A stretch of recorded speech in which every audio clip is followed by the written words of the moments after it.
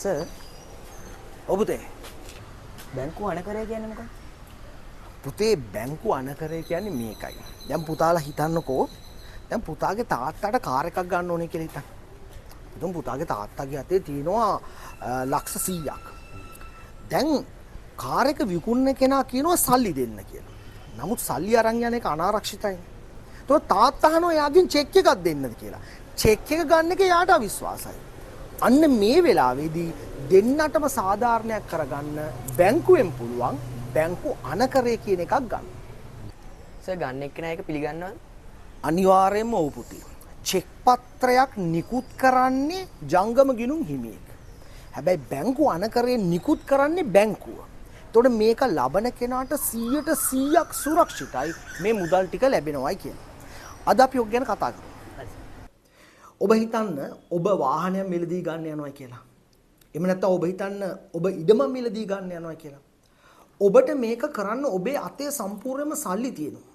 නමුත් සල්ලි රැකෙන අනේකේ අනාරක්ෂිත බවක් තියෙනවා.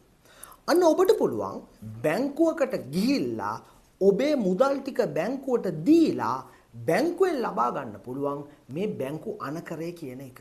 එතකොට මේ ගන්න අනකරය ඔබ මුදල් දිය යුතු පාර්ශ්වයට දුන්නට පස්සේ එයාගේ account එකට දැම්මට පස්සේ එයාගේ account එකේ මුදල් ටික වැඩි වෙනවා. අද දවසේ අපි මේ ගැන කතා කරන්නයි හදන්නේ. bank draft. එහෙම නැත්නම් අපි කියනවා බැංකු අනකරය කියලා. මේකට විවිධ නම් තියෙනවා. සමහර අය කියනවා demand draft කියලා කියනවා. bankers check කියලාත් කියනවා. මේ pay order කියන්නේත් ඇත්තටම මේ bank draft වලට කියන තවත් එක නමක් තමයි. ඒතර මේකෙන් මොකද්ද කරන්නේ? කිසියම් පුද්ගලයෙක්ට විශාල මුදලක් බොහොම සුරක්ෂිතව තව කෙනෙක්ට ලබා දෙන්න පුළුවන් ක්‍රමයක් තමයි මේ කතා කරන බැංක් ඩ්‍රාෆ්ට් කියන එක. අපි හිතමු කිසියම් කෙනෙක්ට අවශ්‍යයි වාහනයක් ගන්න. අපි හිතමු මේ වාහනේ වටිනාකම මිලියන 30ක් වෙනවා. දැන් මෙයාට පුළුවන් සල්ලිම දෙන්න. නමුත් සල්ලි දෙන එක අනාරක්ෂිත නිසා මෙයාට පුළුවන් බැංකුවෙන් බැංකු අනකරයක් ගන්න. ඒතර මෙයා මොකද කරන්නේ? බැංකුවට ගිහිල්ලා කිව්වට පස්සේ බැංකුව කියනවා ඒ කස්ටමර්ගේ account එකෙන් බැංකුවේ තියෙන වෙනමම account එකකට මේ රුපියල් මිලියන 30 මාරු කරන්න කියලා. එතකොට බැංකුව කරන්නේ තමුන්ගේ තියෙන account එකට ලැබිච්ච මේ රුපියල් මිලියන 30න් bank draft එකක්, ඒ කියන්නේ බැංකු අනකරයක් මේ කස්ටමර් ඉල්ලන පුද්ගලයාගේ නමට හදලා දෙනවා. අපි දැන් කස්ටමර් ඉල්ලන්නේ රසික කියලා කෙනෙක්ට දෙන්න කියලා. එතකොට බැංකුව රසික කියන කෙනාගේ නමට බෑන් ඩ්‍රාෆ්ට් එකක් හදලා දෙනවා. ඊට පස්සේ කස්ටමර්ට පුළුවන් රසික කියන කෙනාට මේ බෑන් ඩ්‍රාෆ්ට් එක ගිහිල්ලා දෙන්න. අන්න එතකොට රසික කරන්නේ තමුන්ගේ account එකට මේක ඩිපොසිට් කරනවා. එතකොට එයාගේ account එකට මේ සල්ලි ටික ලැබෙනවා.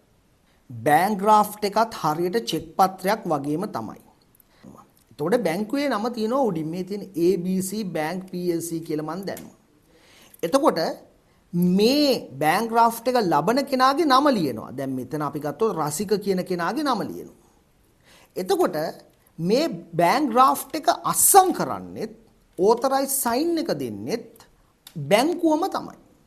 එතකොට මේ ABC බැංක් එකම තමයි මේකේ අපි ගත්තොත් අනකරු වෙන්නේ. කියන්නේ ඩ්‍රෝවර් වෙන්නේ. එතකොට අන ලදු වෙන්නේ ඒ බැංක්. දැන් මේ බැංකු අනකරය දේශීය වශයෙන් භාවිතා කරන්න පුළුවන් වගේම මේක විදේශීය වශයෙන් උත් භාවිතා කරන්න පුළුවන්. එතකොට සාමාන්‍ය USD draft කියලා හඳුන්වනවා. මේක ශ්‍රී ලංකා මහ බැංකුවේ අධීක්ෂණයේ යටතේ තමයි මේක ක්‍රියාත්මක වෙන්නේ. දැන් සාමාන්‍ය චෙක් පත්‍රයක අනකරු තමයි ජංගම ගිණුම් හිමියා. අන ලදු තමයි බැංකුව. නමුත් බැංකු අනකරයේ විශේෂත්වය තමයි අනකරුත් අන ලදුත් මේ දෙන්නම අදාළ වාණිජ්‍ය බැංකු. ඒ නිසා මේකේ තියෙන මුදල තමුන්ට ලැබෙනවා කියලා 100%ක්ම විශ්වාසයි. ඒ වගේම ඔබ බලන්න පුළුවන් අර චෙක් පත්‍රයක් වගේ මේ බැංකු අනකරය කෙනෙක්ට දුන්නට පස්සේ මේක ගෙවීම නතර කරන්න පුළුවන්ද? ඒ කියන්නේ ස්ටොප් පේමන්ට් කරන්න පුළුවන්ද කියලා. එහෙම කරන්න බෑ. බැංකු අනකරය තමුන්ට අවශ්‍ය නම් කැන්සල් කරන්න පුළුවන්. හැබැයි කැන්සල් කරනකොට ඔරිජිනල් බැංක් ඩ්‍රාෆ්ට් එකම බැංකුවට ගෙනල්ලා දෙන්න ඕනේ. එතකොට තමයි බැංකුව මේ බැංකු අනකරේ කැන්සල් කරන්නේ. එහෙම නැතුව කෙනෙක්ට බැංකු අනකරේ කැන්සල් කරන්න වෙන්නේ නැහැ. ඉතින් මම හිතනවා ඔබ කිසියම් පාර්ශවයකට ලොකු මුදලක් ගෙවන්න තියෙනවා නම් සල්ලි වලින් ගෙවන්න යනවට වඩා මේ වගේ බැංක් ඩ්‍රාෆ්ට් එකක් දෙන එක ඒ ලබන කෙනාටත් සුරක්ෂිතයි මේක ලබා දෙන ඔබටත් සුරක්ෂිතයි. ස්තුතියි.